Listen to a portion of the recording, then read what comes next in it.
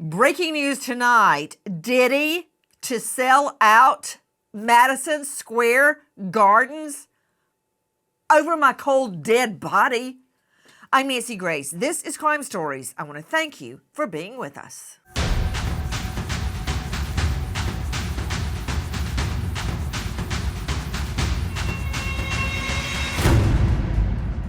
Guess what? Diddy doesn't like being behind bars. Where is Sean Combs right now? He's in jail, Nancy Grace. Oh, okay. So he didn't get off. And that's a very poor choice of words. So he didn't get off. He's behind bars. Madison Square Garden. That's a jolt to the system. Wait. Let me refresh that question to Rob Shooter joining us, former publicist for Sean Combs, PR guru, host of Naughty But Nice podcast at robshooter.substack.com.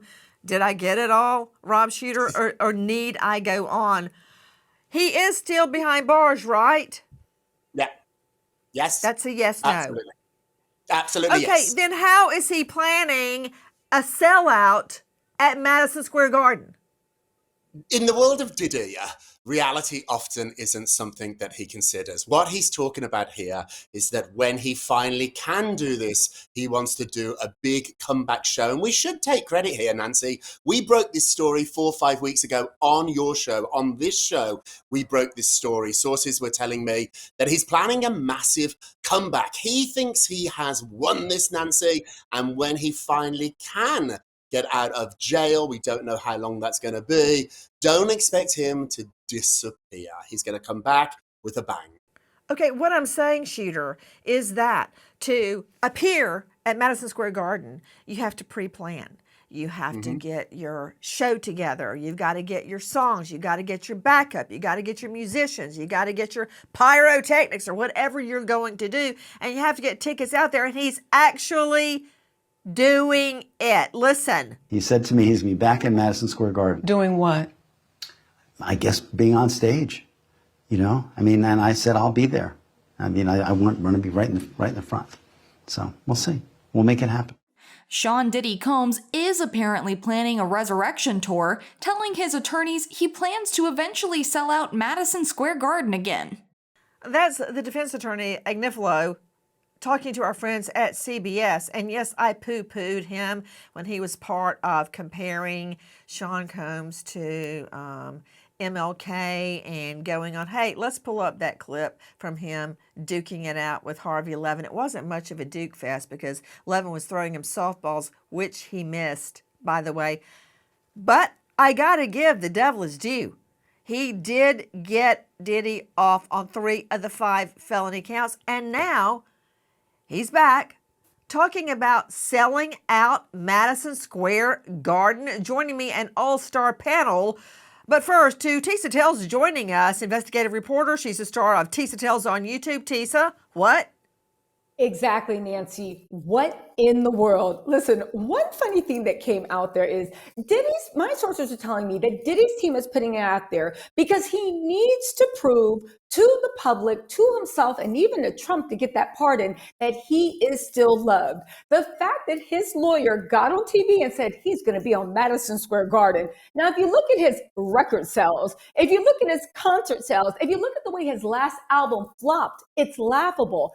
However, keep in mind, it was so laughable and oddly enough, it enraged the public and victims so much that Diddy's team the next day had to do a PR walkback saying, oh, no, maybe not Madison Square Garden. I think he's just going to focus on being a father to his children. And by children, I mean the 3 boys that are pushing 30 years old. And of course, the girls that are at a young age, but at 18 years old.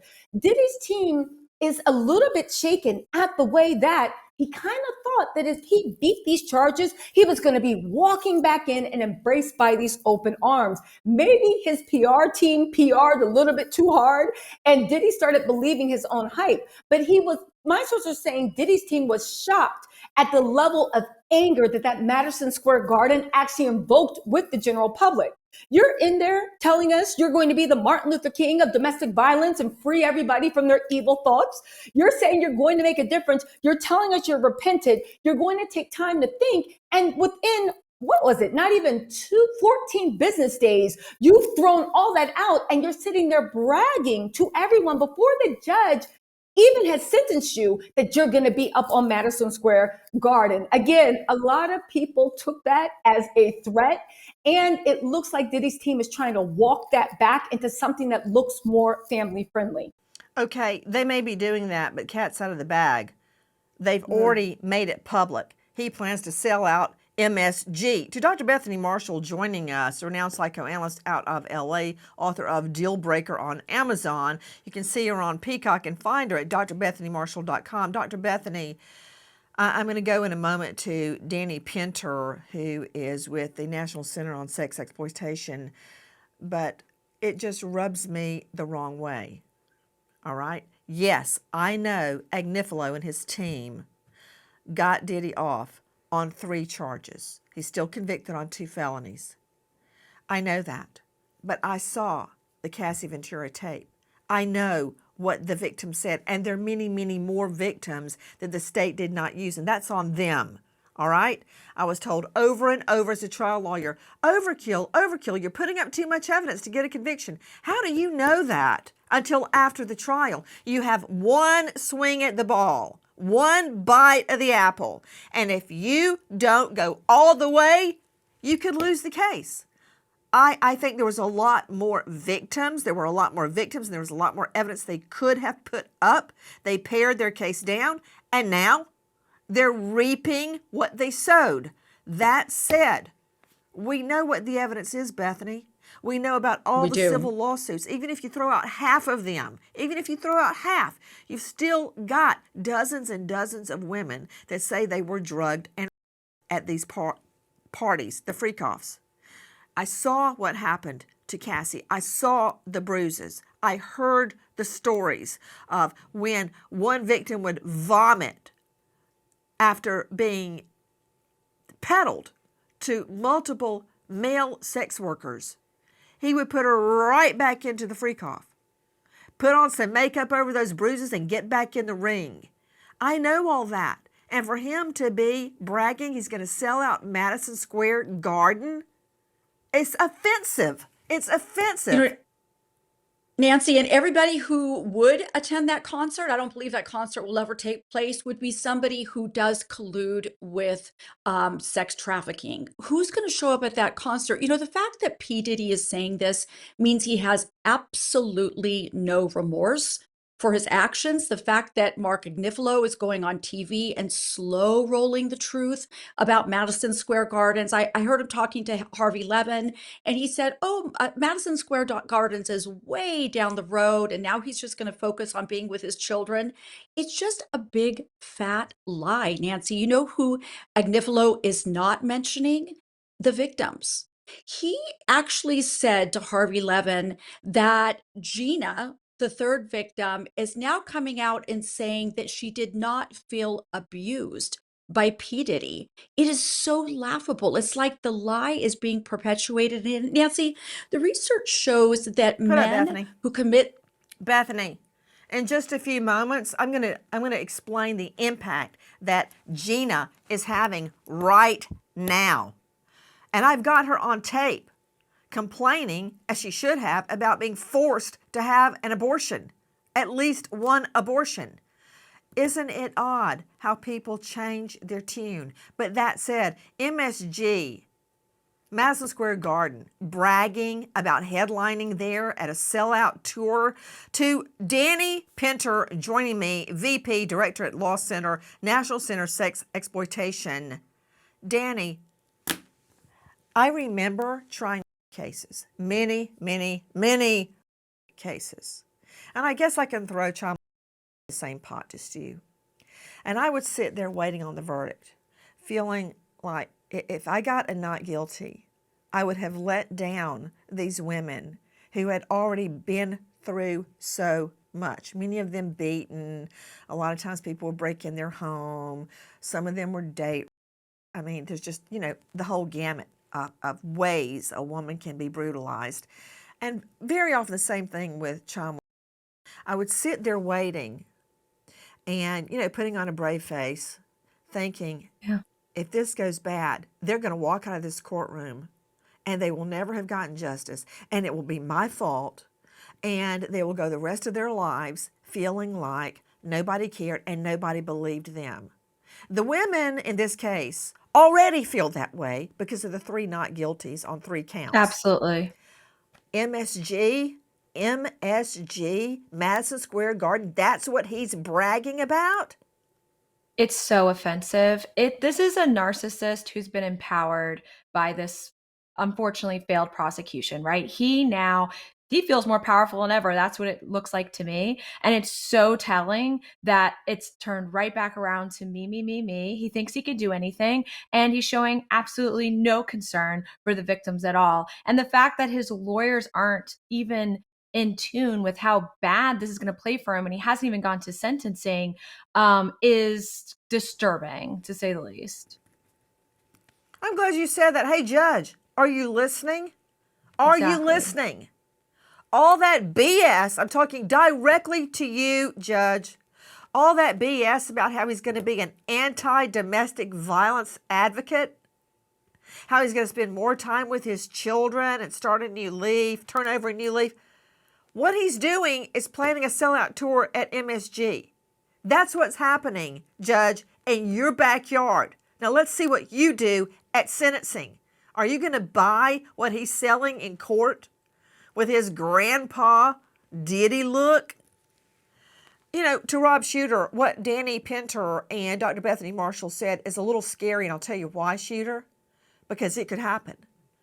It's like the trial didn't happen, the attacks on Cassie, the attacks on all these women, none of it happened. If he can go and star at MSG, it's like nothing mattered. Nothing mattered. Do you understand what I'm saying? I mean, I know you're all about PR, but think about these victims and victims all around the world. If they see Diddy up there at MSG on the stage, what does that mean?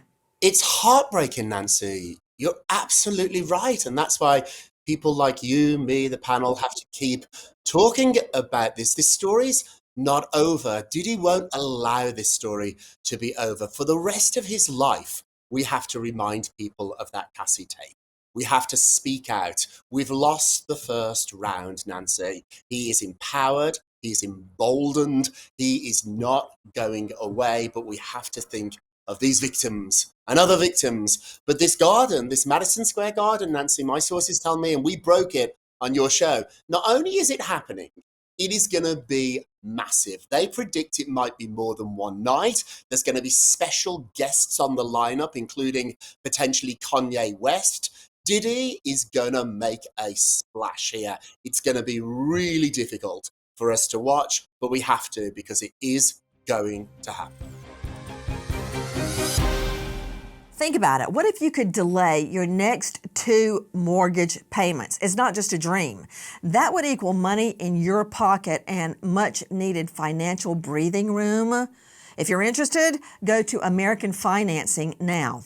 With rising costs, groceries, gas, it's so easy to feel overwhelmed, and many people are now relying on credit cards, but there is a better solution. American Financing can help you use your home equity to pay off debt and save.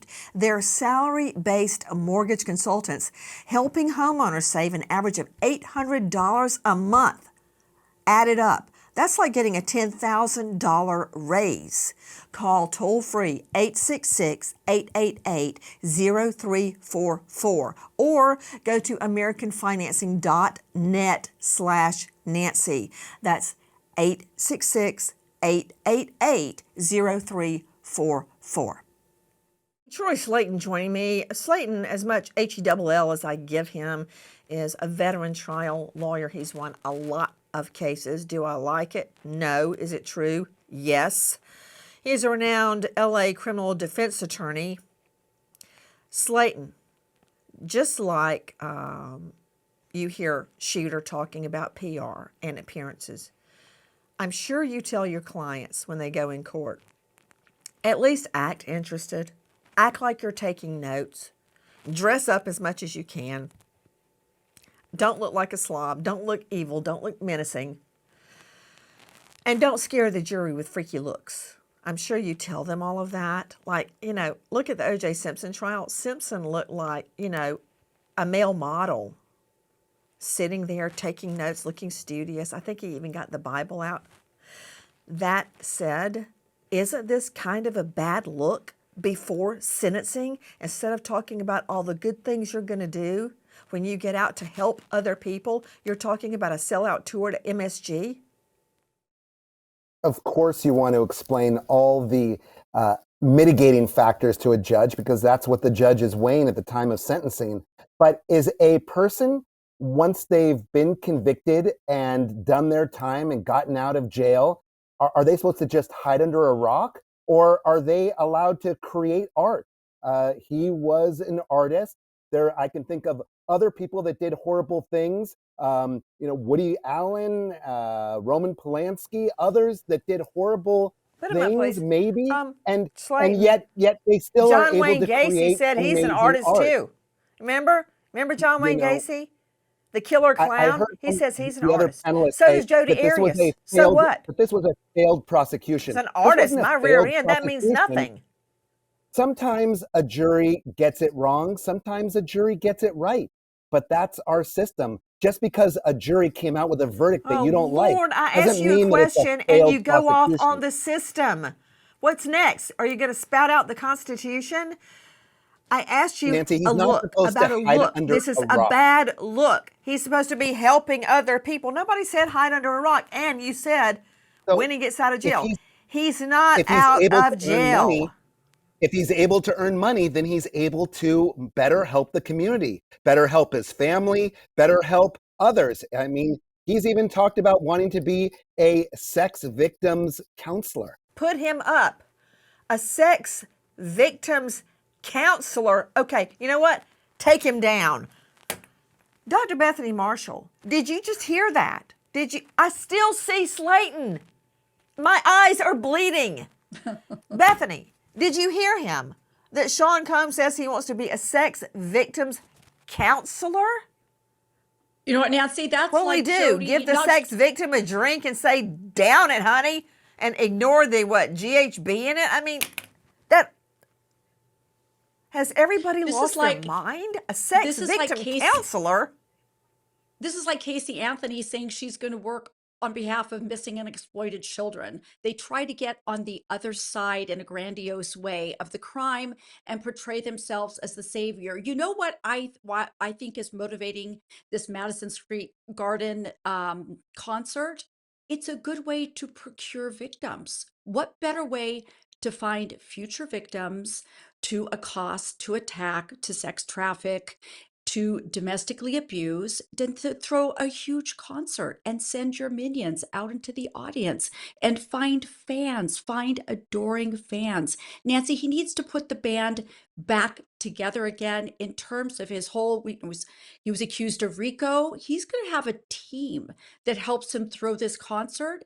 And this team could be employed for all kinds of purposes, not just singing and holding a mic. You know, I was earlier playing where the defense attorney Agnifilo was talking about Sean Combs appearing at Madison Square Garden. Yes, many underestimated him when he appeared on Harvey Levin's show on TMZ. And this is why. Listen. They called them freakoffs. But, back when I was a kid in the late 70s, they were called threesomes. If these are genuinely threesomes, how do you explain 1,000 bottles of baby oil? I don't know where the number 1,000 came. The U.S. attorney said it. I can't imagine it's thousands. I mean, and I'm not really sure what the baby oil has to do with anything. They're essentially saying it's a lubricant. I guess. I don't know what you need 1,000. One bottle of baby oil goes a long way. I don't know what you need 1,000 for. I mean, he has a big house. He buys in bulk. I think they have Costco's in every place where he has a home. I mean, have you sat in a parking lot of a Costco and see what people walk out of there with? Not 1,000 bottles of baby oil. I don't think it was 1,000. I think it was. Let's just say it's a lot. Okay. That is from my friend Harvey Levin over at TMZ. Shooter, help me.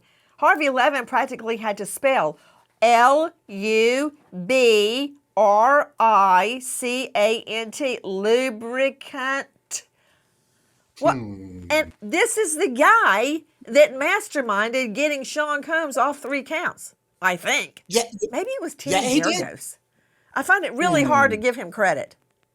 Yeah, it's so shocking in life. This goes against everything that we believe in, that we work for. I used to believe that if you work really hard, if you're the best at what you do, then you win. This has turned that upside down. This clearly wasn't a pretty good defense. In fact, it was pretty terrible. But they managed to get rid of the three largest charges here. So there's something with us, Nancy. It's not them. We got this wrong. Aside from his bumblings with Harvey Levin, this is what Agnifilo is saying now. And he's not the only one. Rob Shooter broke it here weeks ago about Madison Square Garden. Take a listen to Agnifilo speaking to CBS. He said to me he's going to be back in Madison Square Garden. Doing what? I guess being on stage, you know? I mean, and I said, I'll be there. I mean, I want to be right in the front. So we'll see. We'll make it happen. Sean Diddy Combs is apparently planning a resurrection tour, telling his attorneys he plans to eventually sell out Madison Square Garden again. From CBS. He feels like a winner. It will prove to him what he thinks, which is he is above the law, that he is special, that he is a wizard. I think a lot of people should be worried. This is a very dangerous man. Did we not see? Are you talking about me? So what, should I go hide in my super secret Leia? Hide from Diddy? All that business about helping domestic assault victims, opening up a shelter, getting closer to his children that he has ignored for the last couple of decades. Yeah, forget all that. Now, Combs is focused on selling out Madison Square Garden. But along the way, he's whining. Listen. Diddy whines about inhumane conditions at the MDC, claiming his meals consist of expired or maggot-infested food. His attorneys point out that conditions are unlikely to improve with recent budget cuts. Judge Subramanian counters Combs acknowledges MDC staff has met his needs and kept him safe. While he won't be released prior to sentencing, his next argument may be that he can serve out his sentence in his cushy Miami mansion, where numerous freakoffs took place. So back to the scene of the crime. Joining me now, a special guest, Dr. Dwayne Hendricks, former warden, MDC, also Sheridan, Oregon, former senior warden, U.S. Department of Justice, Federal Bureau of Prisons, it goes on and on and on, president, New Daylight Foundation, and author, Who Are You? See It, Say It, Seize It. Dr. Hendricks, what say you about Sean Combs' claim, I don't like the food? I say what I've been saying for the last 10 months. He just needs to be quiet. He needs to focus on his sentencing and all these different mixed messages from his attorneys about a pardon, about the conditions of the facility, about blaming the victims and all this other stuff. He just needs to focus on what's going to happen in front of him. You know, the thing that really pisses me off about all of this, if he really wants to make a difference, he really wants to take ownership of his actions, he needs to have some skin in the game. And he's not going to have any skin in the game until he is sentenced. That is the only time that he's really going to be able to say, okay, I did something, I'm going to do my time, whatever that is, and move on. And as far as him trying to do his time at home, it's not going to happen. He can only serve up to 10% of his sentence on home confinement. The only way that would change is if they give him a deal, sort of like they gave Ghislaine Maxwell, where they allowed her to go to a camp a couple of years ahead of her time, doing 10 years or 12 years at a camp versus 10. So in terms of the attorneys using low-hanging fruit that bears no nutrition, talking about box meals and sack meals with maggots, let me tell you something right now. If someone served an inmate a meal with maggots, it would be criminal. And more inmates would be complaining. And here's the other thing, and I'm going to leave it right here. Why is he not advocating for his other inmates in there? He's only talking about himself. Why ain't he talking about prison reform? If the meals are that bad, why don't he talk about prison reform other than just being a an abuse counselor, which will never, ever happen. Dr. Dwayne Hendricks, I believe you said, I'm going to leave it right there, but I know you're used to being the big warden at MDC. You're in Nancy land now, and you're not going anywhere until I'm through with you. And I am not through with you because I want to follow up on something you said that had not occurred to me. And I can't believe Bethany Marshall hasn't been all over this, still saying he didn't do it, instead of taking any responsibility at all. I will throw that to Bethany in a moment, but I want to follow up on this maggot-infested food claim. Now, Dr. Hendricks, isn't it true you're a former warden at M Mother D Dog C Capital, MDC in Brooklyn? Isn't that true? Yes, it is true.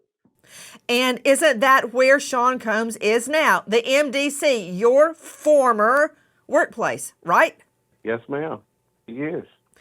And he is accusing your workplace of serving maggot-infested food. Now, you said that would be a crime. And I got to tell you something. Dr. Hendricks, I've been in so many CIs, jails, youth facilities, juvie jails, halfway houses, rehabs, you name it, typically looking for witnesses.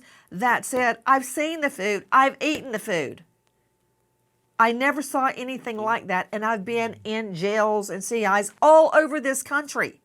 Never have I seen anything like that. Explain what you meant when you said that would be criminal. Okay, so a sack lunch, or what we call a box meal, when the operations have been shut down, whether it be through a COVID outbreak or an incident at the institution, we don't serve inmates hot meals. We give them box meal, or what we call a sack lunch, which will be something like a bread, a processed meat such as a bologna sandwich, or a cake, in a bag or something like that, or maybe even a powdered drink, okay? However, and again, those are less than edible than the meals that they serve on a daily basis.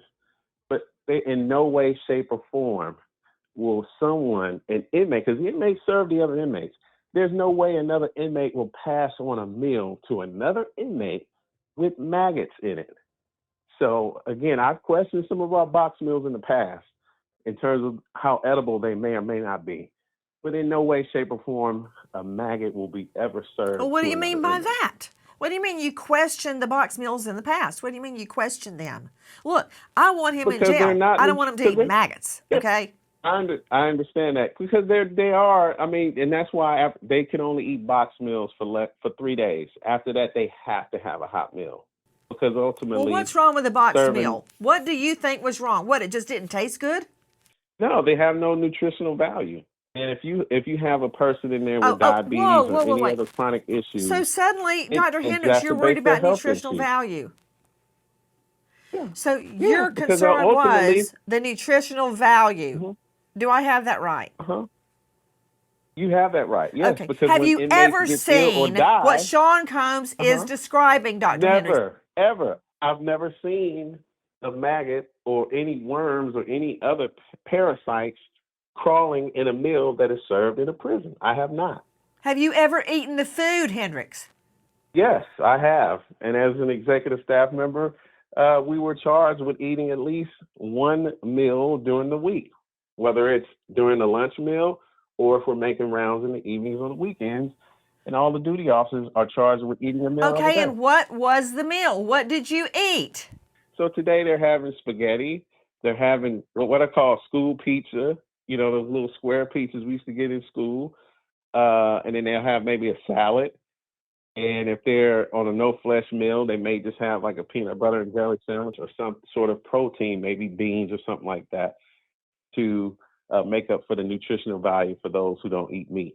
Okay, now we're talking about vegetarians. So you have vegetarian meals too? Yes, we have vegetarian meals for religious purposes. Okay, Dr. Dwayne Hendricks, I'm going to ask you to go out on a limb.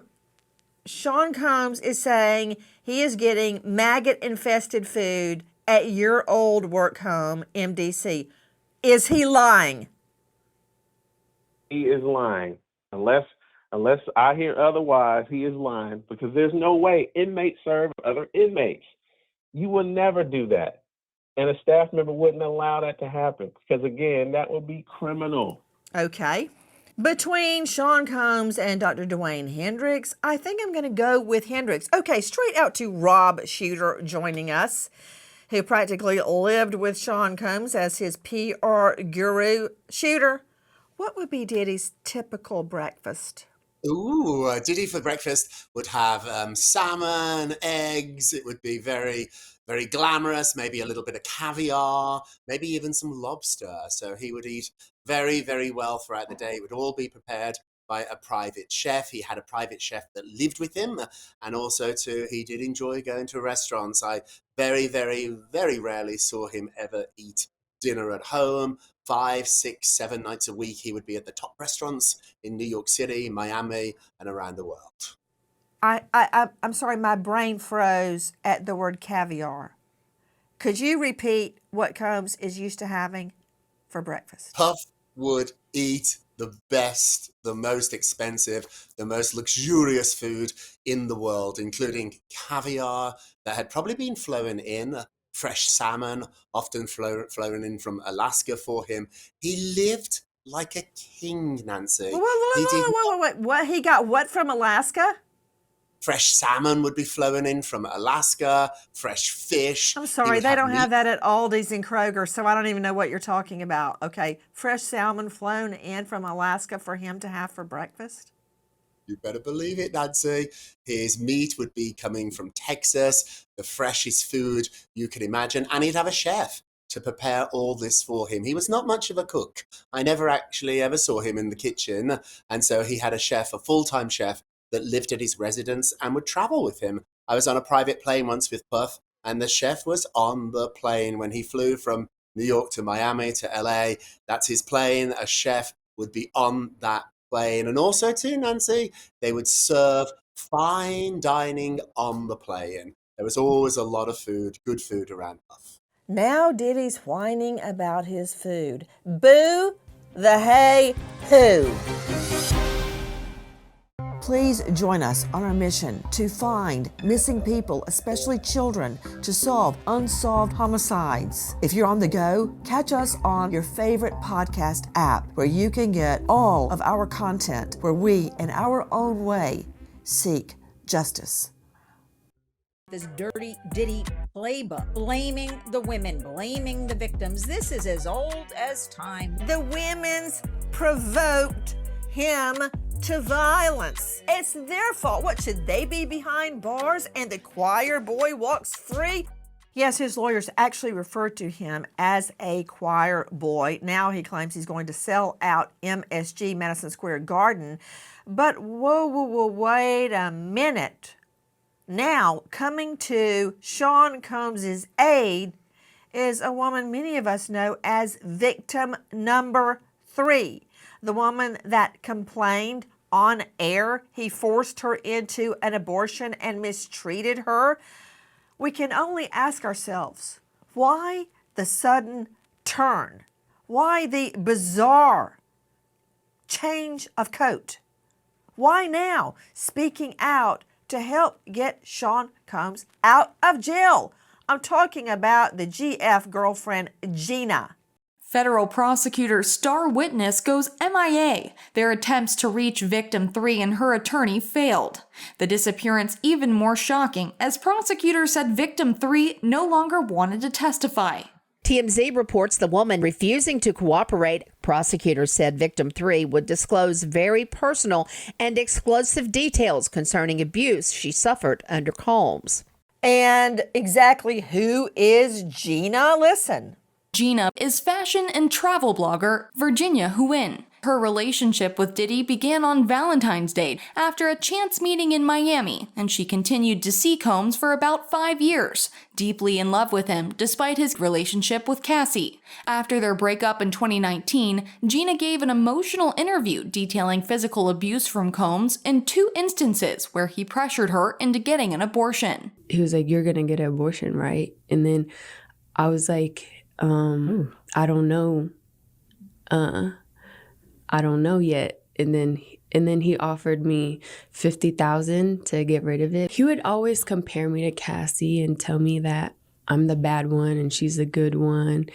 And he was with both of you guys at the same time. Yeah. The only person that ever helped me was D-Rock. Everyone else just kind of allowed it to happen and just like looked the other way. That from our friends at Unwind with Tasha K on YouTube. Tisa tells there was the forced abortion, according to the GF, girlfriend Gina Hewin, and there is the statement, the only person that helped me was D-Rock. Everyone else kind of allowed it to happen. I assume that means the beatings and the abuse. So why the sudden screech of the brakes and the U-turn? Now she's actually writing letters and petitioning the judge to let Sean Combs out of jail. Listen, nobody knows why she's doing it, but the outside looking in, it seems pretty evident. A lot of people think it might have been a payoff, but my sources are saying that Gina will always be this man's fool. You know, you talk about the interview with Tasha K and you talk about the abortion. This man that was a billionaire offered her $5K for an abortion. And you know what Gina's response was? She did it for free. And she was a single mother, and she did it on her own dime because she didn't want his money. She wanted to be the one to prove that out of all his women, his whole harem, she didn't want anything from him but his love. And he knew that, and he weighed over her shoulder. Gina Han, victim number 3. As sad as it is, and I try not to be too judgmental because to me it seems like she is clearly in still the mental abuse, okay? But she was the linchpin that I believe made the prosecution's case fall apart. If you go back to that interview, she said exactly what Cassie said happened to her, and also what Jane said happened to her. He was stomping, beating her, kicking her in the stomach. She couldn't breathe. She was begging him, please stop, I can't breathe. He then, being such a gentleman, turned around and started wailing on her head and beating the mess out of her on her head. He was dragging her down halls by her hair. He was forcing her to get abortions, and Gina took all of it. She was dating a billionaire. She became a joke online, for those of you who don't know, where she was dancing in an apartment with dirty carpet as a single mom, trying to prove she was worthy. Cassie was always the good one. She was the bad one. Diddy pitted her against her. Gina is a tragic figure, but she's also an arrogant, foolish, ridiculous figure that has everybody so upset. Oddly enough, it seems like that letter to Judge Aaron might have backfired because Judge Aaron himself said it doesn't matter what Gina, and this isn't a prior filing, it doesn't matter what Gina might have said to your defense. She also went online, and he referenced that Tasha K interview and said the horrible things that you did. So again, Gina is in fool's territory. She has a lot of people mad, but again, she is coming out with an arrogant tone that had you scratching your head. And going back to Rob said, is Diddy a magician? What type of mind control? She went online, if you haven't seen the tweets, and said, you guys are sheeps. I've never been a follower, which is ironic because you are the epitome of mind control and follow. She called us goofies, said she's always going to be 10 toes down, and she's a real A-B, whatever that means. I looked at this mean she is a real dummy. Again, trying hard to hold sympathy, and I'm sure I'm just stunned about the sudden about face because I watched that interview with Tasha K over and over. She said a lot more, and the judge is right. Dr. Bethany Marshall, to see an abuse victim at that level of abuse suddenly turn coat, change the story, and beg the judge to let him out. Have you ever seen anything like it? All the time, Nancy. Sadly, this is not uncommon with domestic violence victims. This is a very, very common thing. I remember sitting in the green room when all of Tiger Woods' girlfriends kept streaming in for all these shows on CNN and HLN. And I talked to all of them, and each one said the same thing. They said, you know, we knew there were other women. We knew he was married. We knew he wasn't going to give us anything at all. But we all thought we were going to be the special one. We all thought he was going to choose us instead of the other. You know, Nancy, we are wired for attachment. And for somebody like Gina, that idea of winning out over Cassie Ventura, of being supported financially, of winning over the love object, conquering him, turning him around, getting the love that she never had from him, that can be very intoxicating, like an aphrodisiac. So she went on all these shows complaining about what he did to her, but now she refuses to put her thoughts together about the reality of what happened. It's very frustrating, and I'm glad the judge sees right through it. Sydney Sumner, I want to follow up on what Dr. Bethany is saying. Sydney Sumner joining us, Crime Stories investigative reporter. It seems like just yesterday, Sydney, that you and I were talking about Sean Combs trying to intimidate witnesses from behind bars.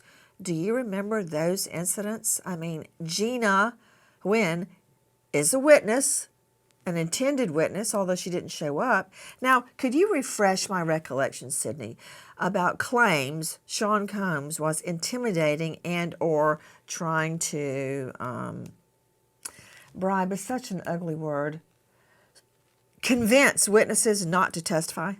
Absolutely. So we know from prosecutors that Diddy is accused of convincing other inmates to allow him to use their code to access the phone, to call people, witnesses that he was not supposed to be in contact with. So prosecutors, star witnesses, Diddy was reaching out, pretending to be calling as another inmate in order to gain access to those individuals.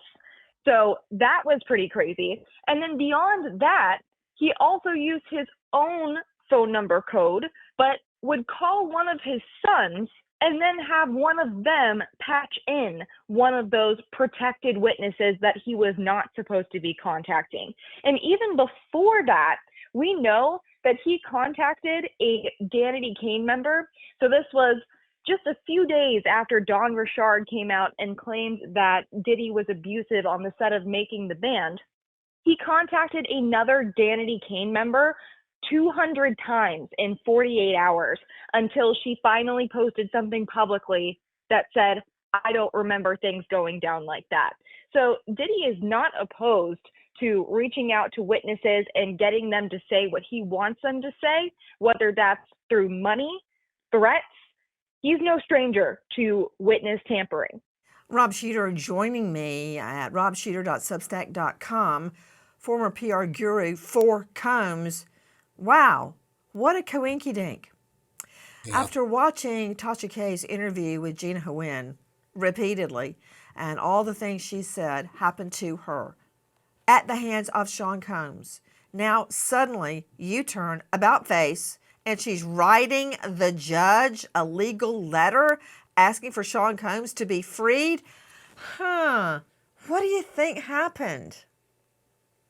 A couple of things here. First of all, I have great sympathy for her. I feel like she's a victim here who's been used, who's been played. If she's watching right now, Agree. Let me talk to her. Gina, this is a terrible mistake. He does not care about you. He has never cared about you. And now trying to help him, he's not going to care once he doesn't need you. So it's a very dangerous game she's playing here. Also, too, there might be some financial aspect to this. Is he paying her rent? Is he going to help her out? Puffy can be very generous when he wants stuff. And I think as well, she loved him in a sick, perverted type of way that he encouraged. Now that the other ladies are gone from his life, maybe she thinks she can be his lead, his number one girlfriend. It's a tragic, tragic, tragic place that we're in here, and it's not going to end well.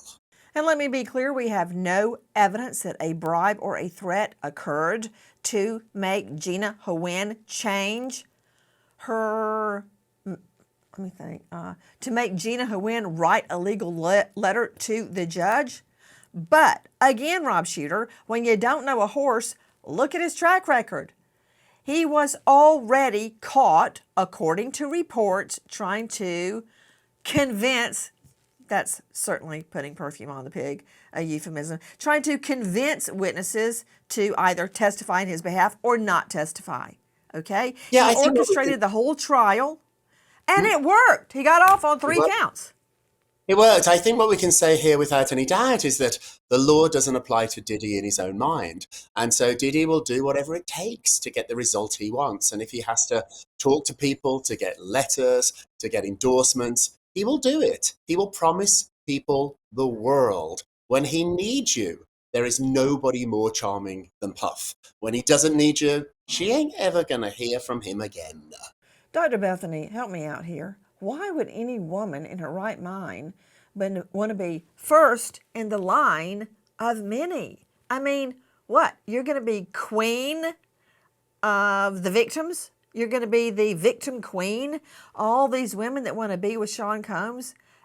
Why would you want that? I don't get it. And another thing, if you get Sean Combs, it's like a dog chasing a car. What do you do when you catch it? That's right, Nancy. I think it's part of a cycle. I would imagine when she first met P. Diddy, he charmed her, he gave her gifts, he maybe financially supported her. And so she bonded with the charming P. Diddy. And then when he started to neglect and abuse her, she began to rationalize, well, that's not the real P. Diddy. The real P. Diddy was the one who gave me the diamond ring and took me out to all that fine dining. And then when the neglect became more severe, she probably rationalized, well, he's just busy. He doesn't have time to call me. And then when he swoops in and manipulates her and says, you know what, baby, I know there's all these stories of other men, of other women, but you know what? Or other men too, Freudian slip. You know, baby, you're the most important one. That's like, oh my God, I am the most important one. We know that the P. Diddy's of this world are incredibly manipulative, and she might be one of these women who just allows herself to be manipulated because in some way she's a frustrating character and she's a sympathetic character all at the same time. Rob Shooter was right. We should have empathy for her, but Tisa Towell's also saying she's in fool's land. We have to hold in tension both sides of Gina. Madison Square Garden, my rear end. Troy Slayton actually thinks it's going to happen, that Sean Combs, aka Diddy's going to sell out MSG. Okay, I'll be eating a dirt sandwich again if that happens. But Slayton, what do you do when a witness completely changes their tune? I'm talking about Gina Huen. You thank your lucky stars because she wrote to the judge that he's not a danger to the community, that all of his alleged violent acts were years and years ago, that she thinks he should be released on bail pending his sentencing in October. I think that she is a gift to the defense at this point because she's alleged to have been victim number 3. And if one of the government's own victims is advocating for the defendant to be released, I think that that's a gift to the Diddy defense team. Well, wait a minute. Wait. Tisa tells, didn't the judge poo-poo the whole thing? Did he poo-poo her letter? The judge poo-pooed the whole thing. Diddy tried to get the warrant thrown out a while ago, saying, Gina's on my side. Well, back then he referred to her as victim number 3, is on my side. What are you talking about? She says, I'm a changed man. Judge Aaron literally wrote in his opinion, fine, she might be on your side now, and I'm paraphrasing, but she also said these things about you, and he distinctly referenced the Tasha K interview. So Judge Aaron is not fighting for it. I think Diddy might be doing this for a PR motive, saying the women have forgiven me. Who are we, the public, to stand in jury, judge, execution before him? Maybe that he thinks it's going to help him get back on Madison Square Garden. But at this point, it seems like it's the kitchen sink. Interestingly enough, that letter Gina wrote, if you actually read it, and I know you have, there was something very interesting in it. She said he stands accused of these crimes. She submitted it after he was convicted. Methinks that when Gina decided to go missing, and maybe money was found in her bank account, maybe not, Gina also wrote this letter in anticipation, and they decided now to submit it, thinking it will help. Again, interesting language. He stands accused, not convicted. Well, you know what? Combs has other issues. He's got other fish to fry, including Al B. Sure accusing Sean Combs of having a hand in the death of Kim Porter. Listen, In a now deleted Instagram post, Kim Porter's ex and R&B singer I'll Be Sure accuses the Diddy machine of funding a large-scale social media campaign to silence his claims that otherwise healthy 47-year-old Porter did not die of pneumonia, but was murdered. Sure says at least 30 news outlets were paid to scrub #Kim Porter from the media cycle, but he will not be dragged through the mud as an attention seeker or clout chaser for speaking out. The truth of those claims remains to be seen, but I still say that the murder of Tupac Shakur ain't over yet. You hear me, Diddy? As we wait for justice to unfold, God willing, at the Sean Combs sentencing, we stop to remember an American hero, Sergeant Billy Randolph, Fort Worth PD, killed in the line of duty after 29 years with LE, leaving behind wife turned widow Lisa and beautiful daughter Kayla. American hero, Sergeant Billy Randolph. Thank you to our guests, but especially to you for being with us tonight and every night. Nancy Grace, signing off. I'll see you tomorrow night. And until then, good night, friend.